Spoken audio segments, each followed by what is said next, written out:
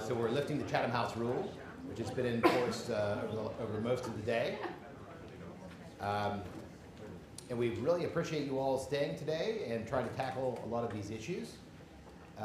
This is a sort of the wrap-up panel, I guess, for a really great day of discussions, historical and otherwise. It's also a little bit tricky because we're getting maybe out of the technical aspects of energy policy and getting in a little bit into the lessons learned between the two basins. And we have a lot of people here on stage who are prepared to talk about the experiences, both in Azerbaijan and also here in the United States, and then further in Eastern Europe, maybe more in general. So this was the general setup I gave these gentlemen, and Brenda is responsible for a lot of this, but I tried to chime in a little bit. In the past quarters of the 19th century and into the early 20th century, Pennsylvania and Azerbaijan were among the major oil-producing basins in the world. Oil production turned these regions into centers of innovation, cultural activity, and bustling economic activity. However, during most of the 20th century, these two regions were no longer major oil-producing regions. Following its release from Soviet occupation, Azerbaijan was able to revive its oil production and to initiate natural gas production. However, it is still looking for a new economic vector that will not be dependent only on oil and natural gas. Venango County, Pennsylvania in general, are pursuing similar developmental goals. So the goal of this panel in general is to explore the paths that these oil and natural gas producing basins can take to continue to prosper and to serve into the future.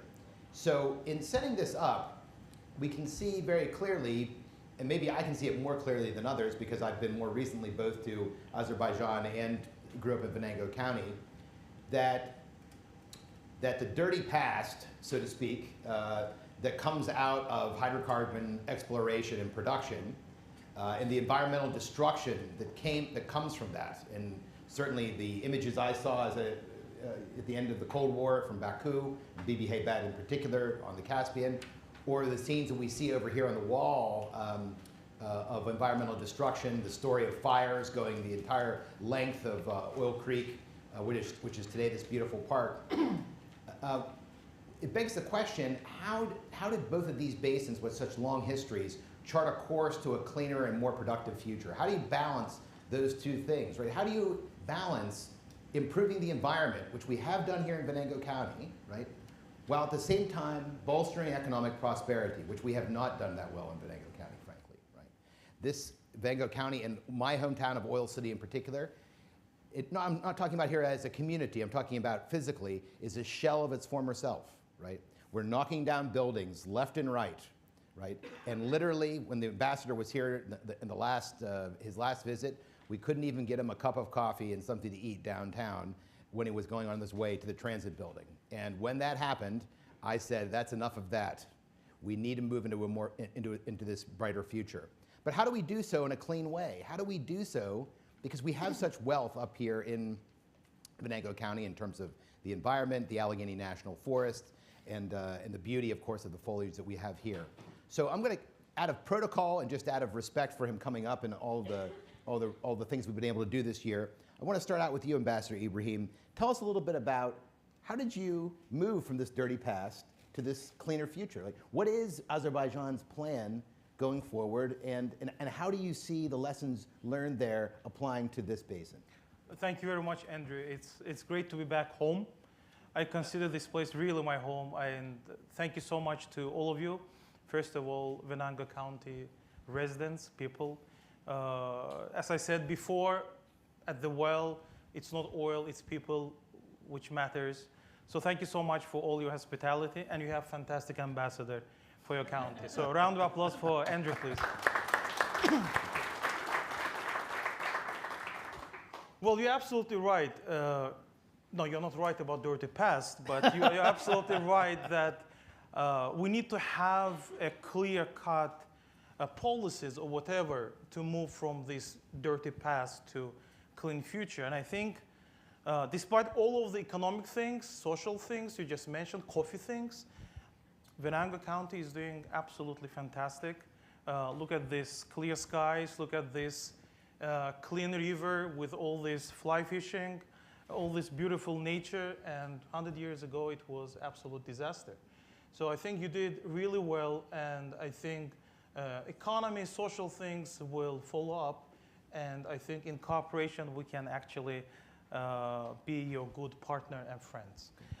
But talking about in general how our basin, how Caspian Basin, how Azerbaijan is trying to navigate in general, I think we'll look both at internal and external factors. Internal factors well, depend a lot on our policies. And here I think the key word is it's predictable.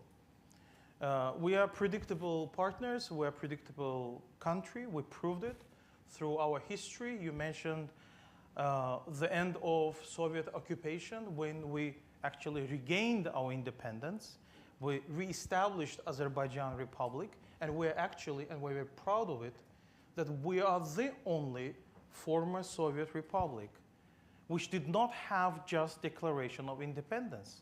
It has declaration of regaining independence, which is very important because we showed that we are continuation of the republic, which had all the history of democracy, human rights, women's rights, and everything else.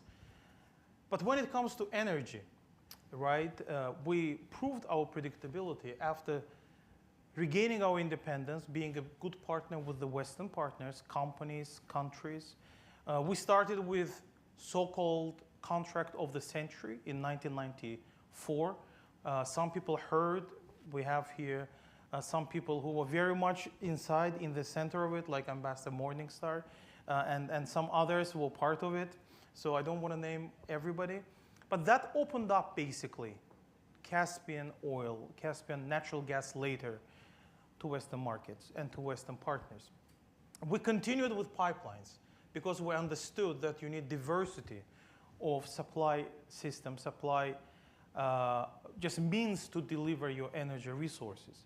And that in turn allowed us, and you talked about how we can develop other sides of economy to reinvest those revenues into our education system, into diversification of economy. We developed a strategic plan. First it was 2022. We are in 2022 right now. Then it was 2030. Now we have 2050. And it's all about strategic areas which we want to develop, non-oil sectors. One of them is information and communication technologies. Another one is agriculture. Another one is actually developing human capital. Just recently, my president re-established scholarship program. So basically, the brightest kids from Azerbaijan, if they get admitted to the top schools all around the world, they get full scholarship. And imagine this decree of the president starts with a couple of sentences which say, and it's exactly to your point, Andrew, it says that the goal of this program is to convert black gold, which we call oil, into the human capital. So these are our strategies to diversify and to have non-oil sector to develop further. Predictability also in terms of our cooperation with our partners. Many of the speakers before me spoke here about our deal with the European Union. And here I want to make a little bit of footnote, Brenda, on EU not buying actually natural gas from countries like Azerbaijan. That's true. EU does not have that mandate. But the thing is that EU can help. When members of the European Union, they come to us, and now we have like dozens of countries who come to us and ask for the help to provide more natural gas, we cannot go and negotiate with each of them, right? So then we go to the European Union and say, okay, these are your members. Give us a strategic plan. Tell us who needs more. Because our resources are also finite. We're trying to get more, but we cannot provide everything to everybody. So that's why we're working with Brussels. But from another side, EU actually helps also financially. My president was in Bulgaria just a week ago, and there was the opening of the Greece-Bulgaria Interconnector. This allows our natural gas to go through Trans-Adriatic pipeline through Greece-Bulgaria interconnector, not only to Bulgaria, but also to some neighboring countries, including Serbia, North Macedonia, and some others, right? But guess who paid for this interconnector? Mostly European Union.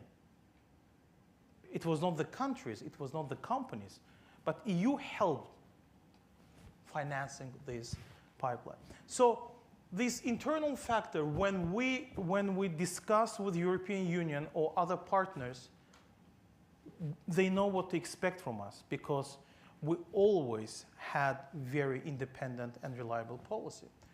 But at the same time, we cannot just work in the vacuum. Whenever we make our decisions, they're always external factors.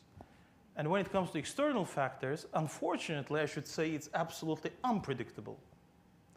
What we have, well, we can have black swans, and many of the speakers spoke here about, I don't know, whatever we might have, again, COVID or climate change things. But black swans can be in a positive way too, right? Tomorrow, some genius guy or maybe one guy from Azerbaijan who gets scholarship for the country comes here, studies at the best university, and invents something, and there is less need in fossil fuel, right? It can happen. We don't know. There are so many unexpected things which are happening, also in a positive way. Also, policies are very unpredictable, right? We talked about, and as ambassador, I don't, and it is on the record, so I cannot go into domestic politics issues, right? And actually, I have a good term for on-the-record thing from Azerbaijani perspective. Chatham House is internationally accepted off the record, right? But in countries like Azerbaijan and the countries which have a lot of tea culture, I think it should be tea house. tea house rules when nothing stays inside. We call that Las Vegas rules. Oh, okay. What happens in Las Vegas stays in Las Vegas. We are not that dirty. So there are a lot of unpredictability. So domestic politics, tomorrow, right, after midterm elections, what will happen, right? What will be the rules? But not only in the United States, in the European Union, we talked about investment into natural gas production, right? In order to get natural gas, of course, you need money, you need investment, and you need investment in advance. It cannot happen overnight.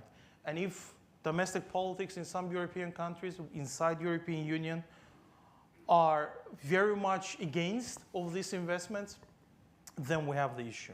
So I don't want to go into international politics, security issues, because I think nobody in this room, nobody in this country, nobody globally actually can predict what's going to happen tomorrow. We live in this kind of unpredictable world today, but that all affects the policies of countries like mine. So if we bring these two things together, I think expectations would be that countries like mine will continue of being a very reliable and predictable player. But a lot will depend also on the global context. Okay. Thank you. Great. Thank you very much, Ambassador. If I might move to Will next and keep it from international, then down here to domestic in Venango County in this area. Will, you gave me a slide deck earlier. We've put that aside. You've been listening here all day. You've made your first journey here to Venango County. And you just heard the ambassador talk a little bit about how they've transitioned from one form of energy overwhelmingly into another and how it ties together. So based on your career in Eastern Europe, including in the Caucasus, how do you see this? What have been the secrets to success in your field? Yeah, thank you, Andrew. First, I want to thank you for organizing this. It's been a great experience. Mr. Ambassador, I've had the opportunity to travel to Azerbaijan and see the oil fields there. It's a pleasure to come here and see the sister city in action here in Oil City and in Titusville. And to the people of Venango County, thank you for your hospitality. It's been a really wonderful experience the last couple of days. Yeah, I'm Will Pohl, and I'm Senior Director at USEA, United States Energy Association. We're a nonprofit membership association. We don't do any lobbying. We're actually a 501c3 charitable organization. We got involved in helping the countries of the former Soviet Union and Yugoslavia as early as 1992 to make this transition happen. And we have some lessons learned that I'd like to talk about. They're going to mostly be from the electricity side, but they have some important points that we've touched on today in terms of the role of natural gas and renewable energy technology. So the region that I work in is largely dependent on fossil fuel. A lot of it is dependent on coal and lignite capacity. Lignite, as many of you probably know, is probably the least efficient form of coal. You have to burn a lot more of it to get the right calorific value and produce electricity. And the generation fleet in the region that relies on this fuel is old and creaky. It's socialist era 1950s through 70s technology, and it's reaching the end of its useful life. So the countries in the region face an existential challenge in terms of their energy security. They have old, creaky power plants that are beginning to fail more and more frequently. We see this in Serbia, we see it in Kosovo, we see it in North Macedonia. They also rely heavily on hydroelectric power, but this is also problematic in some of the countries like Albania, which goes in a drought and a surplus cycle. And so there needs to be a transition from the old regime, the old socialist legacy of energy in this region to a cleaner, more efficient source of energy. That means we're talking about wind and solar, but that doesn't mean we're only talking about wind and solar. We have to have a fuel that can provide the balancing capacity for the intermittency that we talked about earlier in several of the panels. This is where Azerbaijan comes in, because the region can no longer rely on Russian gas to do this. We need other sources of supply. We need sources of supply from the United States in terms of LNG, and thank goodness we have the southern route and the IGB open up from Azerbaijan to provide additional supply. There's other sources of supply we've talked about. There's East Med as well, but they depend on pipeline capacity and the ability to deliver that gas, and that gas needs to be, those pipelines need to be planned well in advance and brought to the region. And that requires two things, I think. One, a cohesion of interconnections of transmission capacity, and both on electric and gas, a coupling of markets.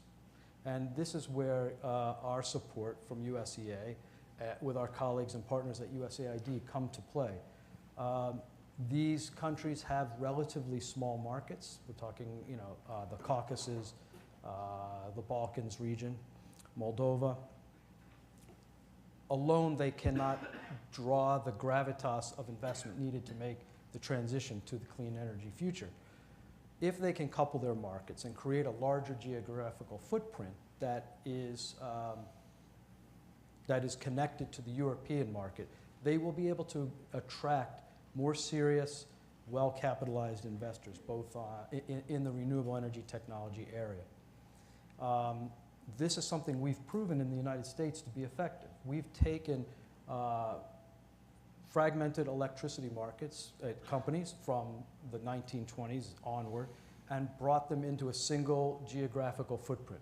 Steve Burns referenced the market footprint here under PJM. It's the largest, most sophisticated electricity market in the world. It started as a collection of individual electric companies providing support to each other in the cases of emergency.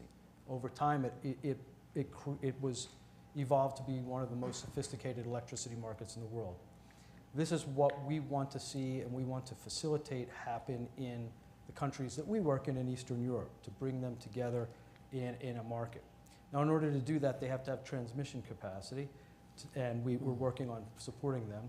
But there's for example, one of the areas, Mr. Ambassador, that I'm most interested to hear what you may think about this is that Azerbaijan has a surplus of generation capacity that it would like to export to Europe and relieve some of the deficit in the Western Balkans. There's an opportunity perhaps to export from Azerbaijan into the Balkans, but the export route is through Turkey, which is congested. There's another opportunity perhaps to partner with Georgia and with the undersea cable crossing the Black Sea to enter into Romania. So there are lots of different ways that we can diversify the supply of electricity in Eastern Europe. We are taking lessons from the United States. We're talking about coupling markets, coupling infrastructure. We're talking about the importance of natural gas to balance. And these, my sort of last concluding point is that they open opportunities for American companies. We have some of the best transmission and distribution technology in the world that can be applied to this region. It can increase the amount of renewable energy and intermittent capacity that is brought onto the transmission lines. We know how to couple markets. We've done it the best in the world. We know how to integrate and manage the auction process and queues for renewable energy. And so there's a lot of expertise in this room, in this state, and in the country that we can borrow from and help these countries make this transition. Okay, thank you very much, Will. Rob, over to you. We had a chance to get to know each other pretty well last evening and had a long talk. Seneca, I don't know what you said was the only fully integrated energy company in the United States? A National Fuel Gas Company, our parent company. Okay, well anyways, you know this all far better than I do, so hand it over to you with in terms of, what have you learned from drilling all over the place in this area and literally what you said from the drill bit to the burner tip. To the burner tip. Yeah. So I represent Seneca Resources Company. We are the exploration branch of National Fuel Gas Company, which is headquartered in Buffalo, New York, and has operated in Pennsylvania for more than 120 years. It's a neat opportunity for us to be here today, considering some of the roots of Seneca go back to the Standard Oil Company, and we've been long established. As I share with folks from time to time, I think it's very fortunate that we own the assets around the Drake well, so I'd like to think we've been in Pennsylvania long enough to be Pennsylvanians. And it's from a mineral operation perspective, we own the mineral rights to about 1.3 million acres, second to EQT and behind the Commonwealth. So we have a well-established position here. I've been in oil and gas for over 20 years, and I've seen a lot of changes over that time, including in this region. I think when you look back to the history of Pennsylvania, we're the Keystone State, and I smile upon our forefathers because we still are the Keystone State. We're in a very unique position from an energy perspective. We have all of the other avenues that the ambassador spoke about. We have high tech, we have highly functioning and highly recognized universities and colleges. We have an agriculture industry that we truly have the independence to move forward in all these sectors. And when you bring that together, you get things like the electric cars and the autonomous vehicles and development of wind and solar here and around the Appalachian region. But the key to all of this is energy. And we have an abundance of it. And when you talk about coupling, it's understanding that first we need to couple within the Commonwealth of Pennsylvania, and then we can start coupling outside. It's that line you hear when you get on the airplane, put your mask on before you start helping others. And we have a great opportunity to bring the strength of Pennsylvania back. When you look at how natural gas production has changed, we were a net importer of natural gas just to serve Pennsylvanians up until about 2012, and now we're a net exporter. We have we produce 7.5 trillion cubic feet of natural gas. We are supplying about 37% of the natural gas needs across the United States coming out of Pennsylvania. Oddly enough, we can't get through New York, but that's part of the issue when I say about coupling markets here, that getting it and serving the United States. I mean, I find it very odd as a quick tangent that Boston or Columbia Gas of Massachusetts was receiving gas from Russia versus gas from Pennsylvania at a much better price point. But when you look at how we have to move forward, I think those who have heard me speak before, I call natural gas a building block and not necessarily a bridge fuel. And the reason why I say this is if you look around the room, look around your house, look around your automobile, look around your refrigerator, there's so many things that are tied back to hydrocarbons that most people don't realize. But it is much cleaner when we compare to the other sources, similar to what the ambassador said, that we obviously had a coal economy in most of western Pennsylvania, specifically southwestern Pennsylvania and West Virginia, and we've transitioned. When you look at the clean air standards that we've put in place from a United States perspective, from a Pennsylvania perspective, electric generation coming from natural gas, which at this point we're about 40% of Pennsylvania's electricity is generated from Pennsylvania natural gas, our constituent numbers from a pollution standpoint are down anywhere between 50 to 60%. And these are great numbers. But the thing that gets lost in most conversations when I go down to DC, and you folks probably have spent more time there, we live in a snow globe. And we have to understand that balance of what we do, that it's one thing to transition Pennsylvania or a region to a particular direction, but we're transitioning the United States, but at the same time, we have to be cognizant of other markets around the world, that you still have about 3 billion people who sustain themselves from a heat perspective on coal, on dung, and on timber. And inside of that snow globe, when the wind comes back around the United States, that's going to impact the quality of air that we have over here. So while there are some people who want to have a keep it in the ground philosophy, what we also have to recognize is having that ability to export Pennsylvania natural gas to other parts of the world, that ultimately will help us achieve our climate goals, not only in the United States, but what EU is trying to do. And the other aspect, and I've heard Brenda had mentioned this in her presentation, from a carbon intensity perspective, we have some of the cleanest production, if not the cleanest production that I would argue in the world right here in the United States. But there's other things that we have to consider when I look at the picture. I had a chance to listen to Temple Grandin. Has anybody ever listened to Temple? Very articulate speaker, and she was doing a presentation in Harrisburg, and one of the things that struck me, someone asked her what her thoughts were on fracking, and they were waiting for this grand response of no, don't do this. And she had a simple answer. She said, I'd rather get my gas from Pennsylvania or West Virginia or Ohio or Oklahoma or Texas than be in a situation where if my burqa falls off, I get stoned to death. We have an ethical commitment to this environment as well. Like, where are these other components coming from when we look at this transition? Are the products being ethically sourced? Are they being ethically made? These are things that we have, because when you think about ESG is not just applicable to your own company or to companies in Pennsylvania. We need to put that same standard to companies around the world. And to your point, democracies and places where you have human rights that are being respected.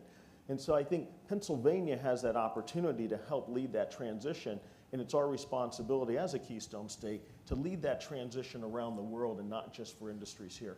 Right. So earlier we heard the ambassador talk about his country making some pretty clear decisions in terms of what they wanted to do with energy after the collapse of the Soviet Union and then subsequently. But to Will and to both to Rob, you exist in different areas, so to speak, but even the difference, I know you even said between being in Pennsylvania and New York State.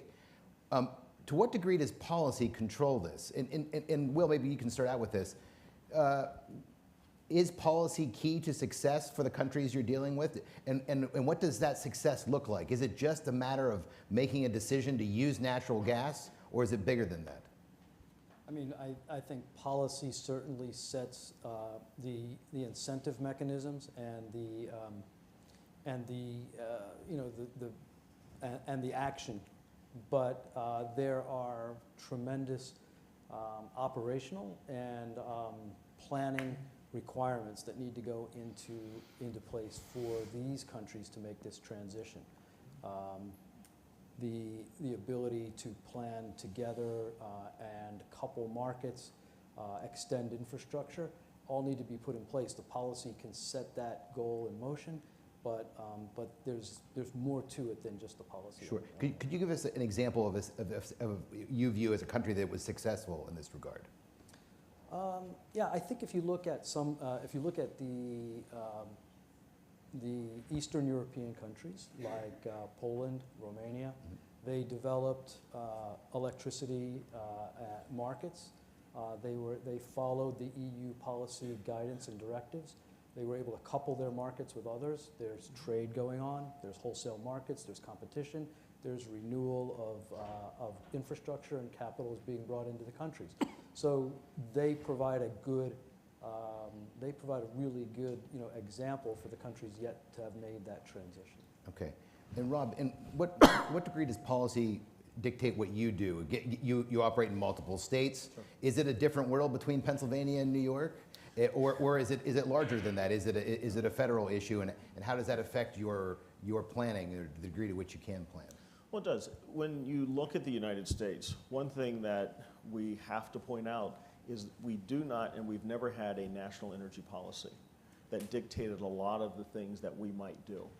And what that would allow is to have some predictability, especially when it comes to pipeline siting, building of facilities like LNG, and a variety of other issues there. But if we wanted to be successful in helping our friends and neighbors in Europe, there's a lot of construction that has to take place simultaneously. That if we wanted to say, it's easy to say let's export, but we're running at pretty much full capacity as oil and natural gas producers in the United States. And by capacity, I mean what our terminals can manage, what our pipelines can manage, what the ships can manage. If we were going to go in that direction to help our partners in Europe to give predictability, give price stability, we need first pipelines leaving from a place like Pennsylvania down to where an export terminal might be located. We need to have that export terminal that doesn't exist. You need tankers that have to be produced because the tankers are currently at capacity. That takes about 2 years just to build those. But then you have to have a receiving point in Europe or wherever it might be. I know Greece, for example, has one on the Aegean Sea, but there's no pipelines that go out and there's nobody that has any export contracts to take it. And so we have to do this in conjunction. And this is where if we had a global plan and policy where we could work together, because I have been fortunate enough, haven't done your tour in Ambassador, but I'd love to come visit. So that's my pitch. But it's, I've had a chance to, I've been in Poland recently, I've been to Bulgaria recently, and talked to some of the folks over in EU about the opportunity. But all of this investment has to take place at one time. We currently live in an odd environment where hydrocarbons are vilified, all the way down to where we have high-level ranking officials in our current administration saying don't invest in hydrocarbons because they're going away. We need a more cooperative attitude, so not only with the policy, but lifting everybody up and then reaching over to our European partners so we're all doing this as one in unison, and we can have something that's achievable within a reasonable period of time.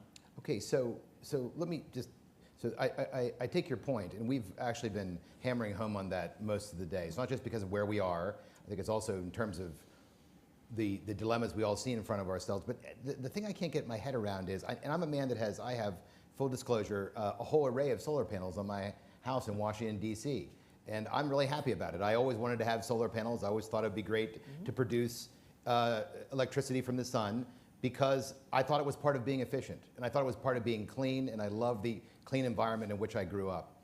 But what role does renewables play in your planning in Azerbaijan or the planning that you're all doing? What role does it play, and how does it then link up with, let's say, the cleaner hydrocarbons such as natural gas in terms of policy? Well, it's absolutely linked. It's in our strategies, and it's also in our actual agreements.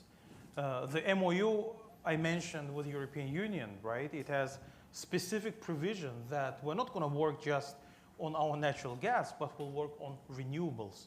But one does not exclude another, full stop. This is very important. That's right. We do understand that for transition, you need natural gas. So we are transitioning, I believe, smartly.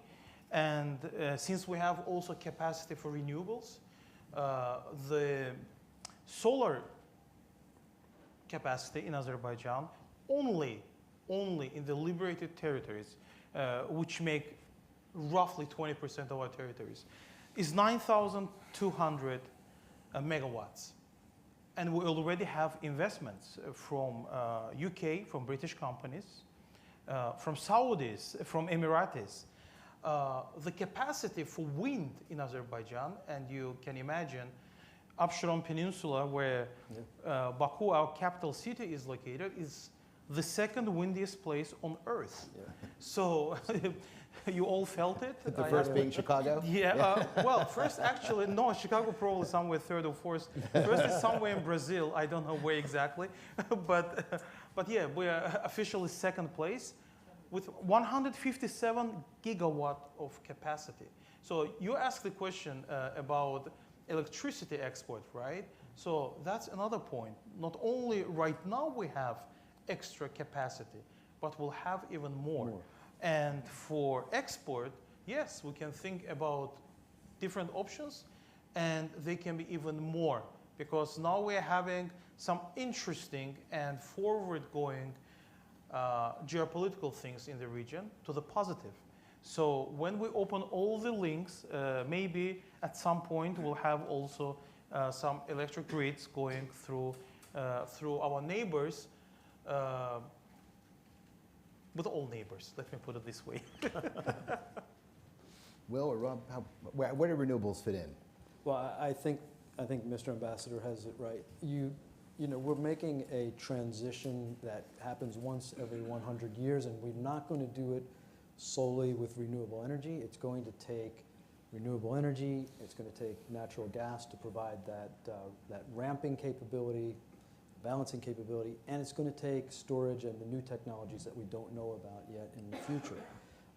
But Rob's point is an excellent one. We cannot sort of we can't do the energy transition if markets aren't coupled, if infrastructure isn't coupled, and infrastructure isn't there to deliver. Yeah. And I think coming back to the points in the panel earlier, how do you incentivize those large investments in infrastructure if you've got an uncertain policy environment? And I think that's where we're at, because we've got Europe thinking about, you know, a 100% renewable energy future when the technology can't deliver it yet. And so we've got to have a better plan and a more orderly transition to make it happen. I have to say that the thing that struck me the most when I put my solar panels on my house was I wanted to see, well, to what degree am I producing, like overall, what is the percentage of renewables in the PGM, for example? Mm-hmm. And I was shocked to find it's only around 8% or something very, very, very low. So, but I did notice that as natural gas production has gone up, the amount of emissions go dramatically down. Mm-hmm. But Rob, I didn't want to interrupt what you were going to say, but so how does this all fit together? How does the renewable Lego fit together with the gas Lego, so to speak, and so that we can both reduce emissions and create that cleaner environment, and at the same time not be standing there with a candle at night and no power? It's funny, when I take folks on a rig tour, I will often jest that we are a technology company that happens to find oil and natural gas. Mm. That when most entities, regulatory and otherwise, get out of our way, we're always innovating and we're finding ways to move ahead. We just vacated California, where we were the 7th largest oil producer there, but 100% of our oil field Midway Sunset was powered by solar panels. Oh, wow. Our office was 100% powered by solar panels, but they have the advantage of more than 300 days of full sunshine. We have solar panels on every unconventional modern pad that we have, because obviously when we're in places like Allegheny National Forest, there's not a lot of power lines, and we're not going to run power lines and have more earth disturbance, so we use solar panels. It's more efficient. It's more efficient, and we also use gas generators as well. Putting in these infrastructure where it makes the most sense, if you are one of the windiest places, I think you add it. We really do need an all-of-the-above strategy. When you look at France, for example, 90% of their electricity is generated by nuclear. I would argue that in the United States, you would have more difficulty siting a nuclear plant today than you do a pipeline. You know, we have to have this integrated approach and also have open dialogue when it comes to these topics, that there is a loud minority, and I will emphasize minority, that has an opinion about energy policy, and that's what everybody tends to gravitate to, not only here, but around the globe. And we have to have honest dialogue so we can start moving these projects forward. You know, I had an opportunity to talk to Mr. Chow about the Shale Gas Initiative that was started just prior to the Obama administration, was carried out by Secretary Clinton. And oddly enough, that was in the 2014 range.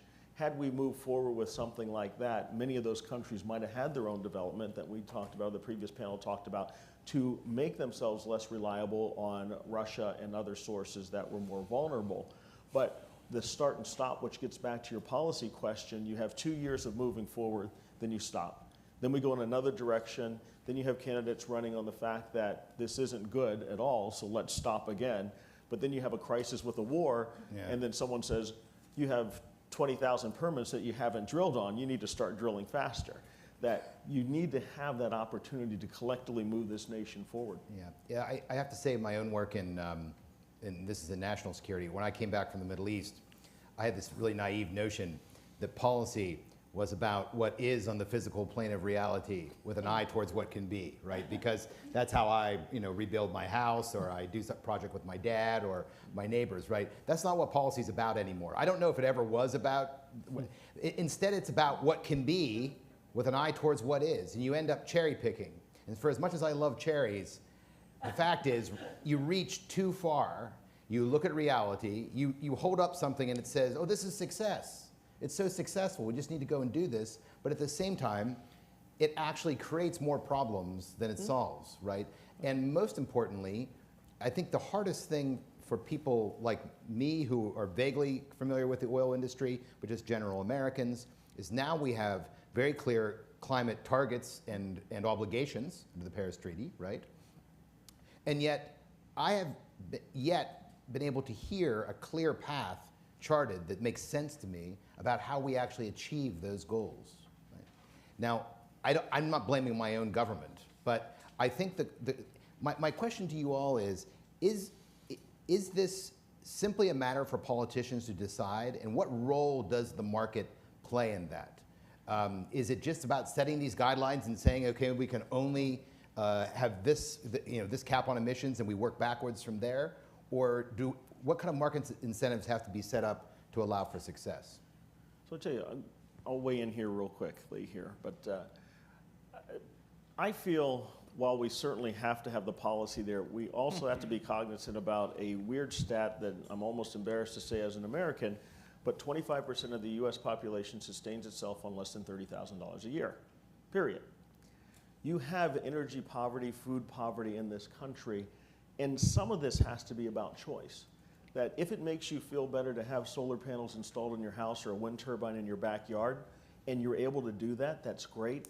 But we also have to remember not only those 25% of the US population, but the similar populations around the world, they just want a light.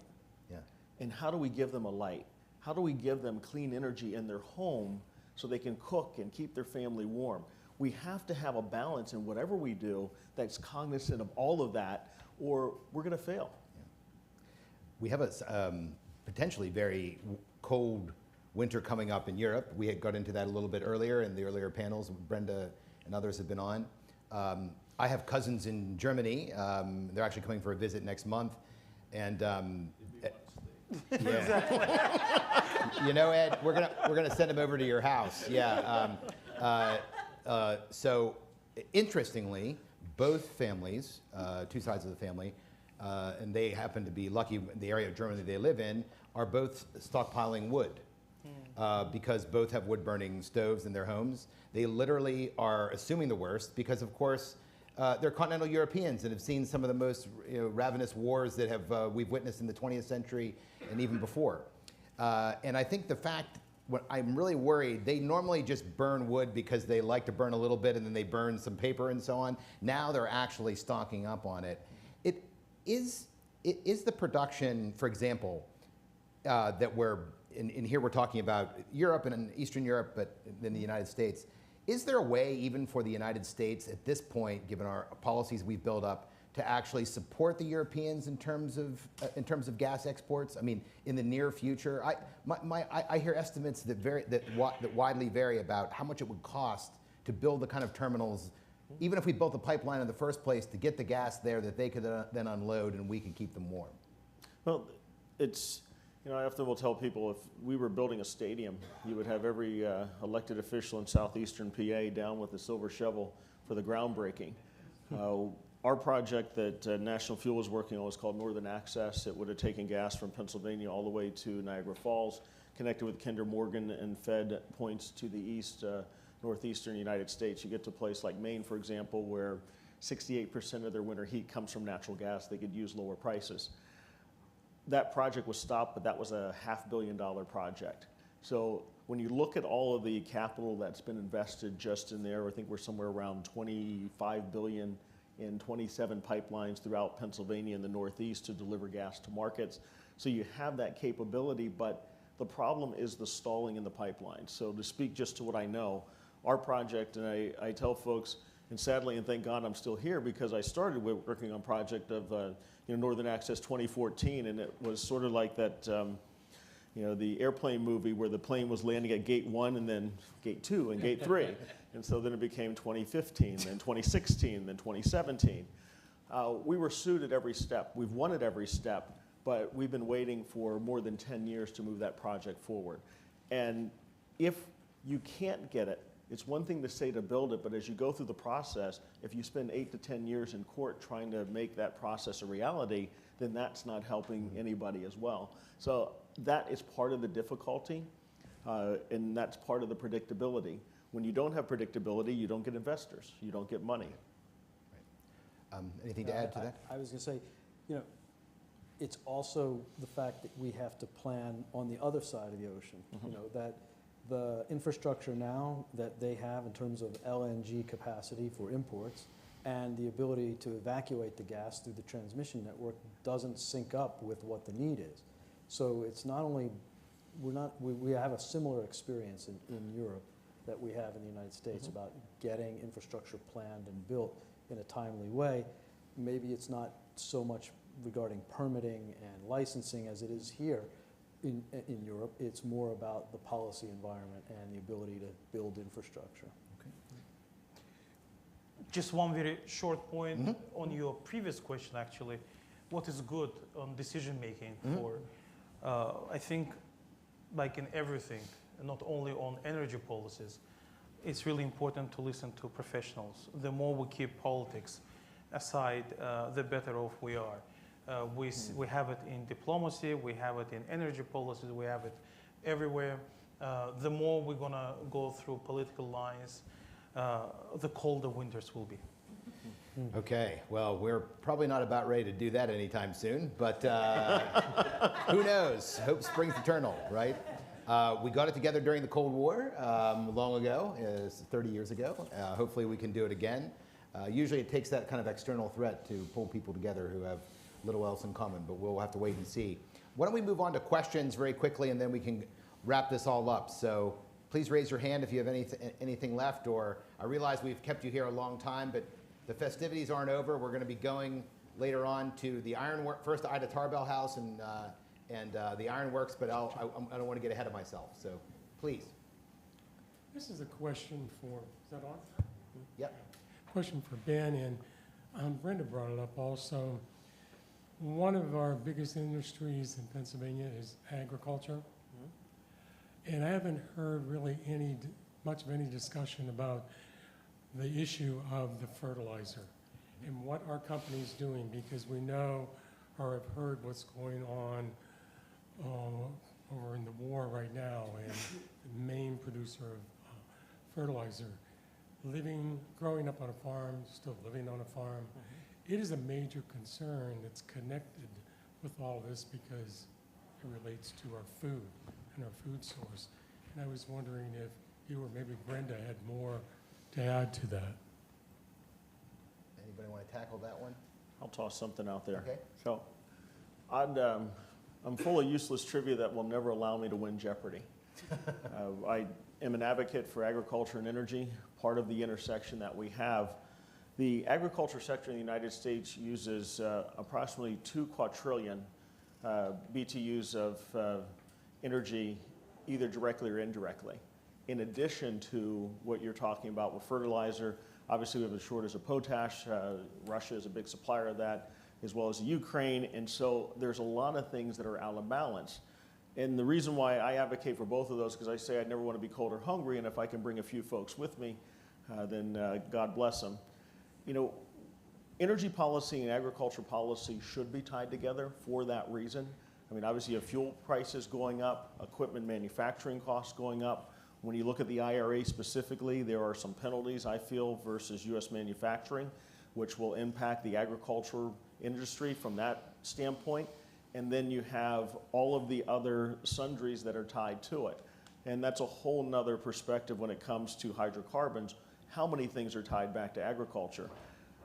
If we don't find, mechanisms to move forward, and quite frankly, Pennsylvania is. Quick tangent, I know Brad, I think, is still here. We could be very fortunate next year having G.T. Thompson, a Pennsylvanian, be the head of the Agriculture Committee in Congress, and that'll give us a little bit more sway. But most people don't realize that natural gas on the other side is a part of fertilizer production. And we do have a facility that is in the construction phase. I believe it's in Clinton County. And Brad might know that location better than I do, but at least we'll start here. But then with the infrastructure that we have, be it rail, train, truck, we should be able to start serving this particular Northeast region when that's up and operational. But it's certainly going to be another pinch point that we have to be aware of. If I may add, it has nothing to do directly with fertilizer production or use here. But of course, natural gas is the major source for producing fertilizers. And in Azerbaijan, we do produce, and we have plans to work more on that. But of course, we cannot match the capacity Russia and Ukraine have or had before. But a couple of, I think, interesting observations. I recently had a meeting with Ambassador of Brazil, and he told me in last several months, export of fertilizers from Azerbaijan to Brazil skyrocketed 6 times. Also, we should be innovative to see, and again, it comes to black swans, or maybe just to innovation, right? How we can get more fertilizers from different sources. I was ambassador to NATO at some point, and we had a project called Mélange, a very interesting French name. We had a lot of unexploded ordnance since times when Soviet troops left, and they just left all these rockets over there. Our kids were exploding, farmers were getting killed because it was very fertile soil. And then we had this project with NATO. Everybody thinks about NATO in terms of Article 5, how we defend each other, but this is real soft power of NATO. This Mélange project was all about taking out the rocket fuel and making it a fertilizer. So there can be many other, I think, innovative ways of producing things which we have shortages of. Okay, another question? Mike, did I see your hand up? Yes. Here you go, there's a mic. My question's for Rob. You described some of the impediments to, you mentioned the northern access, or, and just to opening up the market to American or to Pennsylvania natural gas. But you did it in kind of just general terms, and you mentioned while you were talking a number of different impediments that stand in the way of it. Could you just give me a sense of, if you could be king today, what are the 3 things, the 3 very simple practical things you'd like to do, the low-hanging fruit that would make life better for you? Well, when I think about making life better for me, it's more about making life better first for Pennsylvania. When you look at parts north of I-80, and you think about why people stay and why people leave, I mean, having that basis of work here north of I-80, whether in this industry or any supporting industries that are going to help strengthen this region, so there are places to get coffee because there's a coffee shop because we have people. But oddly enough, in this territory north of I-80 where most natural gas production is taking place, a lot of these residents don't have natural gas. And so you have gas that's selling in basin at $2 to $3 MCF and selling for $10 to $15 outside, but they can't heat their homes with natural gas north of here. We need to have additional infrastructure to protect first Pennsylvanians and then look throughout the Northeast. So if I had the ability to do something, it would be to get those folks transitioned over. The other thing I would look at is having a better dialogue in regard to global energy policy, similar to what Mr. Poland was saying about having a synergy that's established with, first, you think about, we send a lot of our oil goes to Canada. We get a lot of oil that comes from Mexico and other places south. Putting together the alliances that we talk about on paper, but having something where we could all balance and look at North America initially, because when you talk about how do we help some others or what other parts of the world we can influence, if these places aren't relying on foreign sources, then that allows countries like yours potentially to help bolster what's there because the supply is higher. And these are things that we would want to do. So I think the final point that I would look at is to the policy side. Really work to have a solid energy policy that's all of the above, takes in considerations all of the oddities that no one talks about. I was with Congresswoman Brownlee out from California, and I jokingly said, so are we going to have battery-operated tanks the next time we go into battle? Or how will our planes fly, or do we wait for a sunny day? We have to have real conversations on what the impacts of these things are, because that's not in the common dialogue. But until we do, you're never going to be able to move forward policies that make sense. And that has to be, in our opinion, an all of the above strategy where everybody, but you can't have it like the IRA where there's 3 people in a back room at Congress who decide what a bill's going to look like. You have to have global partners in, you have to have industry partners in, you have to have, to your point, the experts in a room to talk about what the impacts are. And if something like that could happen, I think we could move forward. Okay. Any other questions before we move to final comments? Anyone at all? No? Okay. Let's give a round of applause to these excellent panelists. Thank you. And we've kept you here very long today, so right before we move to just a little, after we conclude here today, there will be a shuttle outside at 4:30 that will be able to take you to the Tarbell House if you did not drive yourself, or if you're riding with your friend, or your wife, or your husband, or whoever. We'll be going after this to the Tarbell House, and then from Tarbell over to the Ironworks. But it's such a lovely day, why not walk? It really is beautiful out there, and we don't get many days like this much longer in Western Pennsylvania. No, we do. We don't. All of our days look like this up here. Rob, unfortunately, Rob is not telling the truth. And on days like this, solar production is great. In the middle of January, it's a different story. But in any case, okay. Anyways, thanks very much, and let's move on to final comments, okay? Just give us a few minutes to move over here. Yeah. Yes? Thank you very much.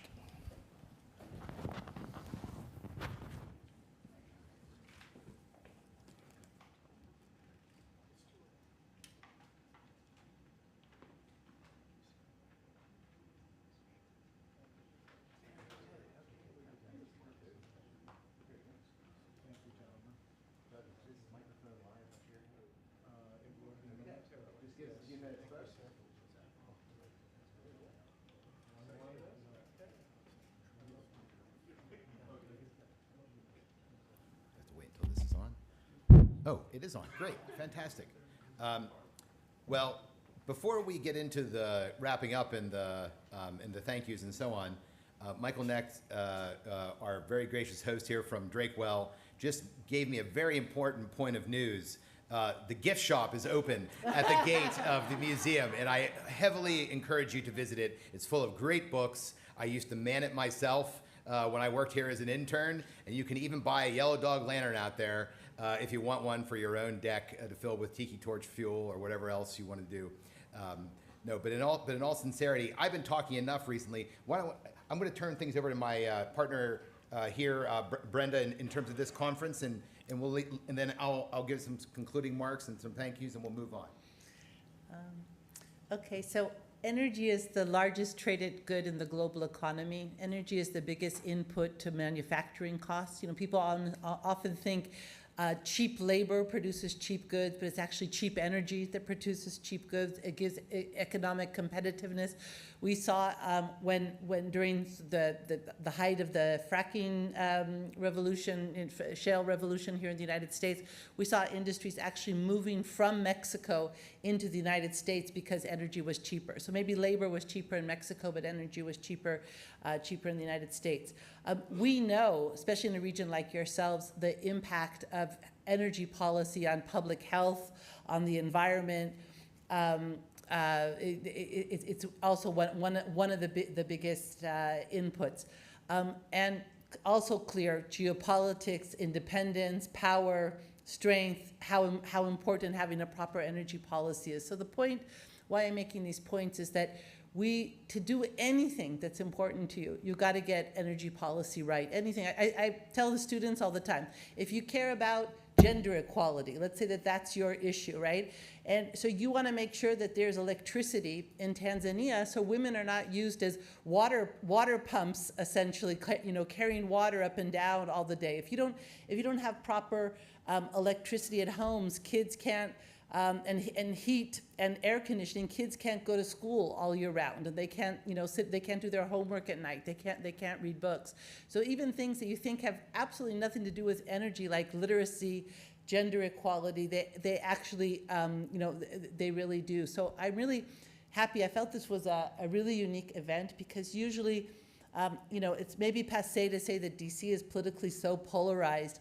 But often when you talk about energy issues in Washington, it's sort of like two religions getting together and saying, okay, when does life begin? Is marriage important? Whatever. That people, and faith. When you're talking about faith, it's very hard for people to say, that's a nice idea. Yeah, okay, satanic cult, Catholicism. Yeah, we can all be friends, or something like that, right? But it's almost become that way in energy policy, where we can't be, we can't even discuss, some of our policy disagreements. And I really found this very refreshing to be able to come up to the Davos of Pennsylvania, to the Drake dialogue, and to really have an open discussion. And I think we're very lucky. And so thank you again for hosting us, and especially during in this really beautiful county and beautiful spot. So thank you. Thank you, Brenda. That was very well put. Brenda is has been unbelievably energetic in trying to get this off the ground, and it was really funny because as much as this conference is about policy, because it's the first conference for us, it literally when you are moving something from concept forward. It requires so much. It's a very heavy lift to get it off the ground. I was so pleased for so many of my colleagues and Brenda's colleagues and other friends to be able to join us here in this discussion. I think this is an excellent place to do so. I think it's an excellent place to do so not just because it's really beautiful and because the state of Pennsylvania spent a lot of money about 10 years ago to completely refurbish this and the displays outside, which I hope you'll take a look at. But the culture here, you have something that is unique, and Brenda and I have talked a little bit about this. For all of the problems that we might have economically here in Venango County and in the region, there was always a culture where people from different backgrounds and different political affiliations could sit down at a barber shop or perhaps at a restaurant or with their friends and talk about things. People all knew who were Republicans, who were Democrats, and so on. And while they might not have agreed on the big picture items, they still treated each other with respect. And usually you walked away from every conversation with a couple of good ideas that weren't your own. Unfortunately, in Washington, increasingly, and maybe across the country in different parts, we don't have that really going on as much anymore. Instead, we have a very eliminationist kind of mentality where one side tries to wipe them out the other side on Twitter more viciously. I'm not saying you shouldn't stand up for yourself on Twitter or social media like many of our friends here do. I'm simply saying that there has to be some sort of synthesis to move forward, because really when you're sitting there in an executive position in Washington or in the state capitol and you have a bunch of variables in front of you, literally you have to put these things together into something that makes sense. And I think this conference went a really long way in using plain language to putting forward ideas that can help us solve some of the energy dilemmas that are in front of us today. It's only one step, but it's only one conference. And hopefully, from this conference, we also have many more networking affiliations and so on going forward. As I mentioned earlier today, we couldn't have done this at all without the heavy involvement of Venango County, of Drake Well Museum and Park, the Friends of Drake Well, we really thank you for these beautiful grounds, but also incredibly to the Venango Chamber and Susan Williams and the entire crew. We really appreciate all of your involvement. It's just fantastic. I learned new things about XL that I never knew. And then last but not least, we have, of course, our good friend with We Management, Hin Talhouk, who's a recent person to move to Venango County, whose family originally comes from a country I lived in for 7 years, from Lebanon, which is an incredibly vibrant place full of fantastic people that go all over the world and thrive, oftentimes more than they do at home with their oftentimes problematic politicians. But thank you very much to Hind as well. And And to all the sponsors, we also had a couple who remain nameless, who just pitched in a little bit here, there, and everywhere. When Sam Breen and I first started talking about, after we decided to get it off the ground, how in the world would we ever pay for it, we thought in the end, well, the worst that would happen is, in the end, we would just pass the hat and see what we could come up with, and then the rest we would pay out of our pockets. We didn't really have to do that. We had a lot of really great partners who came through for us, not only from Seneca Resources, but Webco, from the Ben Franklin Group, also from Shell. Who am I missing here? Who am I missing out of? Seneca, I already mentioned Seneca Resources. I feel like I'm leaving someone out, but if I am, don't be offended. We really couldn't have done it without you. We realized it was a new concept for us, and you bet on us, and we really appreciated all of your support. Now, moving to right after this, we're going to the Tarbell House, courtesy of the Oil Region Alliance, another excellent group that supports activities here throughout the county, both in heritage, tourism, and also in industry. We're going to be going to the home of Ida Tarbell, the muckraker journalist, whose articles for, was it McClure? I can't remember what magazine it was, led to the breakup of, well, one of the triggers to the breakup of Standard Oil. And there is an exhibition there of political cartoons that depict this period of time, and also from the oil region. That probably we're lucky that Walter left from ExxonMobil because it doesn't depict Rockefeller very well. Rockefeller was also a controversial figure in this part of Pennsylvania between the independent producers and Standard. So that's where the cocktail reception is going to start, and the bus will take you over if you're not riding on your own. And then we're going to be going and having a fantastic experience, I'm very happy to say, over to the Titusville Ironworks, which is where the old pump house, the pump engines were made for the oil fields. It's now an event space. It's essentially a museum of energy Americana. You're going to see things there that you have only seen in pictures, those of you that focus on energy. But that's not the only reason why I'm excited. The ambassador has brought up his chef from Washington, D.C., and I believe he came over from Baku recently.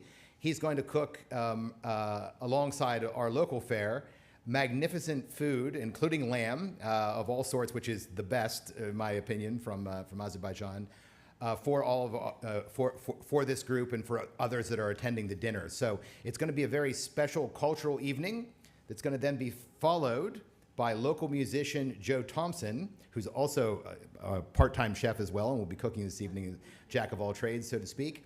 He's going to be performing, courtesy of Susan, who provided him with some music, some old oil-filled tunes. My favorite is Oil on the Brain, which is a great song invented here. You have to hear it. It explains a lot of not just local politics here, but Middle East politics and how people come up with unbelievably stupid ideas oftentimes based on energy, but also can also go on to do marvelous things. So this is a really special part of the entertainment. And then, and alongside the Azerbaijani, and this is sponsored by the Azerbaijanis. Alongside that, we have also beverages being provided by Side Hustle Brews, which is a company based here in Pennsylvania that is setting up the United Arab Emirates' first craft brewery, and they're doing it here. Hind's husband, Jeff Carnes, is a native Oil City lad, and he and his compatriots are exporting beer as we speak to the UAE, and combining with production there, are going to be setting up their first microbrew, so to speak. And in the Gulf, that's not something that happens every day. And hopefully they're the first, but I know that they're the best. So make sure you'll be able to sample a lot of their products. We'll also be having some Azerbaijani wine to go with the lamb as well. So, but whatever you're doing, drink responsibly, okay? We all have to drive around here, and if anybody needs a ride, you can always ask me or my father, who always do so. So, or try to act responsibly anyway. Okay? Anything else? Yes. So, I don't want to get ahead of myself. Tomorrow we break into. This is the seminar. The overall 2 days are a conference. Tomorrow we get into heritage presentations in Oil City, including Rockefeller's headquarters at the National Transit Building. It's something to see. Was almost torn down a number of years ago to build a CVS. Imagine that. But was saved by Ralph Nader and a whole host of other community members from oblivion. And we really thank all of those people for that. It would have been an incredibly stupid idea to build a CVS there. You'll also be seeing the reconstruction of the Oil City Bank building, which is important because it is the historic site of the oil exchange in Oil City, where the price of oil was set for some time. And you will be able to have lunch tomorrow, those of you that are attending, in the great room of the National Transit Building, which overlooks the old oil exchange, and supposedly gave the office's occupant, Joseph Seep, where we were last evening in Oil City for a reception, special vantage point on oil prices and the ability to set oil prices for Standard Oil. We'll then be moving into the future, not just the past, because that's not what this conference is a lot about, the future. We'll then be moving on from there over to the former Clarion campus, now which is named Penn West Venango. Excuse me, I want to make sure I got it right. For community development discussions there, including a presentation by Selena Peddy, and that will end up with a question and answer. We're using the same kind of format to try to knock heads together and come up with some creative ideas for Venango County. And then last but not least, we'll be heading down to Franklin to Trails to Ales, which celebrate this region's, I think, best resource, the wonderful rail trails, which are asphalted for hundreds of miles. The goal is to build a trail from Erie to Pittsburgh, but these are some of the most beautiful stretches. It's one of the greatest resources in this area. All that it took was a lot of planning and a heck of a lot of grant writing. I literally come back every year right after the Columbus Day weekend, which we've just celebrated, Indigenous Peoples Day weekend, to ride the trails and to enjoy this part of the country. We're not going to be riding a bike there. We're going to be drinking local beer instead, which is excellent. Yeah, but that restaurant celebrates those trails in a very effective and I think cultural way, with videos and also some sort of wooden stylized maps that'll give you a better idea of how those resources look to us and to the outside world. So it's Trails to Ales? Trails to Ales, yes. Not ales to trails, because that would be irresponsible, Mike. Yeah. Okay, anything else we need to do? The Venango Museum. Thank you, Dad. Tomorrow morning at 9 o'clock, we'll kick things off at the Venango Museum, and then we will head down the street, down Seneca Street, towards the Pipeline Alley, I believe, the Lyric Theater, the Transit Building, and the Oil Exchange, Oil Bank Building. Parking, directly across the street from the museum, park along facing the museum. There's Okay. parking there, and I'll provide placards for anyone who needs them. Yeah. All of that sounded really complicated. It's not. It's a small street in a small town. It's really manageable. If you get lost, give me a call, 202-445-1121, and or send me a text. Is that walking distance from the seat? No, it would be about a little over a mile from the seat. So I don't know how you move around pretty well, Ambassador Morningstar. So you might want to give it a go. It is a beautiful walk. The weather should be quite nice. There are sidewalks almost the entire way, but you also can hitch a ride with perhaps one of your colleagues. And if they won't give you a ride, I will.